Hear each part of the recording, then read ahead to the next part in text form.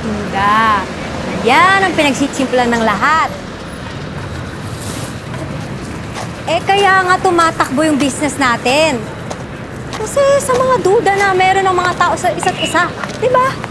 Yung kliyente ko nga wala naman talagang ginagawang masama yung jowa, pero... Kaya ayun. Kung ano-ano yung naiisip. Pero sino ba naman tayo para tumanggi? Pera yun, no? Mga te, kamusta naman kayo? Ako, eto, araw ko ngayon sa anak ko.